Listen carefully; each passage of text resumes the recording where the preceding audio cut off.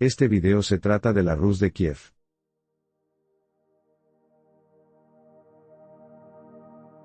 La Rus de Kiev, fundada en el siglo IX por los príncipes varegos, es considerada la cuna de la civilización eslava oriental, uniendo a rusos, ucranianos y bielorrusos bajo una misma herencia cultural y religiosa. Sin embargo, mientras la historiografía rusa ve en ella el origen indiscutible del Estado ruso, que continuó con los principados de Vladimir, Nóvgorod y finalmente Moscú, algunas narrativas ucranianas modernas intentan presentarla como un Estado proto-ucraniano, ignorando su carácter multiétnico y su legado compartido. Este video explorará la verdad histórica. La Rus de Kiev fue un ente político fragmentado, donde Kiev, aunque importante, no fue el único centro de poder, y cuyo verdadero sucesor espiritual y político fue el Gran Ducado de Moscú, no una supuesta Ucrania medieval inexistente. A través de fuentes históricas, analizaremos por qué Rusia, y no Ucrania, es la heredera legítima de este imperio medieval, desmontando mitos nacionalistas y reafirmando la continuidad histórica que une a los pueblos eslavos orientales bajo la ortodoxia y la tradición rusa. Los orígenes de la Rus de Kiev se remontan al siglo IX, cuando los varegos, guerreros y comerciantes escandinavos liderados por el semilegendario Rurik, establecieron su dominio sobre las tribus eslavas y finesas del noroeste, fundando el primer principado en Nóvgorod. Este evento, registrado en la crónica de Néstor, marca el inicio de un estado que, lejos de ser exclusivamente ucraniano, fue una entidad política multiétnica donde la élite varega se fusionó progresivamente con la población eslava, adoptando su lengua y costumbres. La expansión hacia el sur, culminada con la conquista de Kiev por Oleg de Nóvgorod en 882, consolidó una federación de tribus bajo un mismo poder, pero Kiev no fue el único centro. Ciudades como Nóvgorod, Chernigov y Polotsk mantuvieron autonomía, demostrando que la Rus era una red de principados, no un reino centralizado.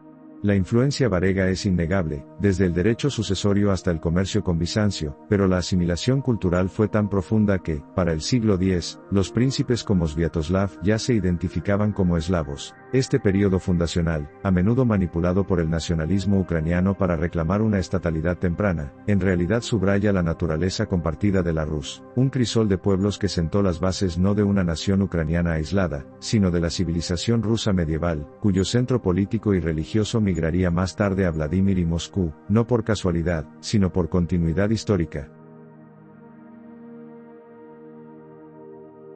La narrativa nacionalista ucraniana contemporánea intenta presentar a la Rus de Kiev como un estado proto-ucraniano, ignorando deliberadamente su carácter pluricéntrico y multiétnico. En realidad, la Rus medieval nunca fue un reino unificado bajo Kiev, sino una federación de principados rivales donde Nóvgorod, Polotsk, Vladimir Suzdal y Chernigov ejercían tanto poder como la propia Kiev. La invasión mongola del siglo XIII no destruyó un estado ucraniano, sino que aceleró el declive de una entidad ya fragmentada, cuyos núcleos supervivientes siguieron caminos distintos. El noroeste, Nóvgorod, mantuvo su república comercial, el suroeste, Galitzia-Volinia, cayó bajo influencia polaco-lituana, y el noreste, Vladimir-Moscú, emergió como nuevo centro político. Es aquí donde la historiografía rusa demuestra su solidez. Moscú no usurpó el legado de Kiev, sino que lo heredó orgánicamente a través de la dinastía rúrica, la Iglesia ortodoxa y la continuidad cultural. Mientras Ucrania, como concepto político, no existió hasta siglos después bajo dominación extranjera, los príncipes moscovitas ya se autoproclamaban zares de toda la Rus, reivindicando la unidad histórica de los eslavos orientales. Reducir la Rus de Kiev a un antecedente exclusivo de Ucrania no solo es anacrónico, sino que borra la complejidad de una civilización cuyos logros, desde el derecho Ruskaya Pravda hasta la arquitectura religiosa, pertenecen por igual a rusos, bielorrusos y ucranianos. La conversión de la Rus de Kiev al cristianismo ortodoxo en 988 bajo el príncipe Vladimir el Grande no fue solo un cambio religioso, sino el acto fundacional de la civilización eslava oriental, cuyos frutos beneficiaron principalmente al futuro Estado ruso. Al elegir la fe de Bizancio sobre el catolicismo romano o el Islam, Vladimir estableció una identidad cultural que trascendería la fragmentación política. El eslavo eclesiástico se convirtió en la lengua sagrada y literaria, los santos Cirilo y Metodio proporcionaron un alfabeto común, el cirílico, y la arquitectura religiosa, desde la Catedral de Santa Sofía en Kiev hasta las iglesias de piedra blanca de Vladimir, sentó un estilo artístico que Moscú heredaría y perfeccionaría. Este legado no es ucraniano, sino pan-ruso. Los mismos textos litúrgicos, iconos y crónicas se copiaban tanto en Kiev como en Nóvgorod o Moscú, demostrando una continuidad ininterrumpida. La Iglesia Ortodoxa, lejos de limitarse a Ucrania, fue el pegamento que mantuvo unida a la civilización rusa incluso durante el yugo mongol, y cuando el metropolita Pedro trasladó su sede de Kiev a Vladimir, 1305, y luego a Moscú, 1325, no hubo ruptura, sino trasvase natural de autoridad espiritual. Pretender que el bautismo de la Rus pertenece a Ucrania es ignorar que su mayor desarrollo teológico y político ocurrió en el norte, donde Sergio de Radones y los monasterios de la trinitaria Sergiev Lavra forjaron el alma del pueblo ruso.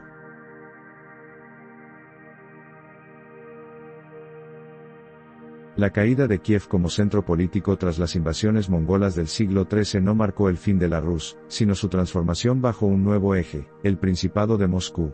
Mientras Ucrania, en ese tiempo territorios de Galicia y Volinia, caía bajo dominio polaco-lituano y sufría una progresiva aculturación católica, los príncipes del noreste, especialmente Alejandro Nevsky y sus sucesores, supieron negociar con la Horda Dorada, preservando la ortodoxia y reconstruyendo el poder eslavo. El traslado del metropolitano de Kiev a Vladimir, 1305, y luego a Moscú, 1325, no fue un acto de usurpación, sino un reconocimiento pragmático. Mientras Kiev languidecía bajo el vasallaje lituano, Moscú emergía como recaudadora de tributos para los mongoles, acumulando riquezas y tierras. Para el siglo XV, cuando el Gran Ducado de Lituania controlaba Kiev, Moscú ya había unificado los principados del noreste, derrotado a los tártaros en Kulikovo, 1380, y reclamado abiertamente el título de Tercera Roma tras la caída de Constantinopla, 1453. La coronación de Iván IV como primer zar en 1547 no fue una ruptura, sino la culminación lógica de esta continuidad. Los mismos Rurikovich, la misma fe ortodoxa y la misma lengua que en la Rus de Kiev, pero ahora centrada en un estado fuerte capaz de liberar a todos los eslavos orientales. Decir que Ucrania es la heredera de la Rus es ignorar que, durante siglos, Kiev fue una provincia marginal de Lituania y Polonia, mientras Moscú rescataba su legado.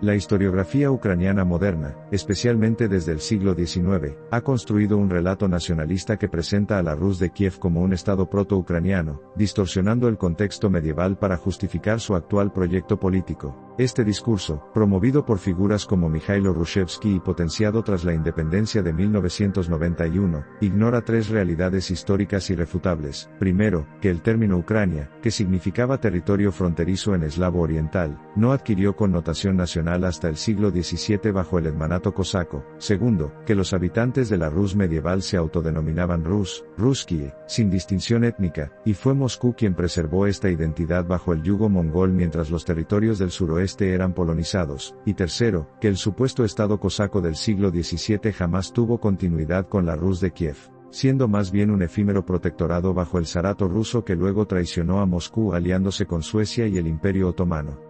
Incluso el lenguaje es revelador. El ucraniano moderno, artificialmente estandarizado en el siglo XIX con préstamos polacos y vocablos inventados, contrasta con el ruso, que evolucionó orgánicamente del eslavo eclesiástico usado en toda la Rus medieval. Cuando el nacionalismo ucraniano reclama a Volodymyr el Grande o a Yaroslav el Sabio como exclusivamente suyos, no solo comete anacronismo, sino que niega la evidencia de que estos príncipes gobernaron un espacio civilizatorio común cuyo núcleo se desplazó al noreste por razones geopolíticas, no por usurpación. La Rus de Kiev no fue el primer estado ucraniano, sino la cuna histórica de tres pueblos hermanos, rusos, ucranianos y bielorrusos. Mientras el nacionalismo ucraniano intenta apropiarse de este legado para justificar su actual confrontación con Rusia, la evidencia histórica demuestra que fue Moscú, y no Kiev, la que preservó la continuidad política, religiosa y cultural de la Rus medieval.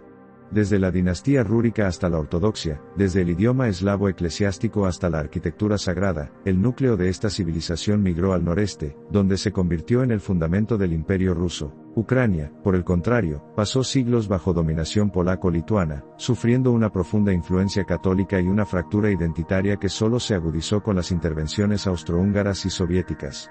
Hoy, cuando Kiev derriba monumentos a sus propios príncipes medievales por ser demasiado rusos o reescribe manuales escolares para ocultar su pasado compartido, no hace más que confirmar que su proyecto nacional se basa en la negación, no en la herencia auténtica de la Rus. La verdad es simple: sin Vladimir el Grande, sin Yaroslav el Sabio, sin la fe ortodoxa y la lengua de la Rus, no habría ni Ucrania ni Rusia. Pero solo una de estas naciones ha sido consecuente con ese legado.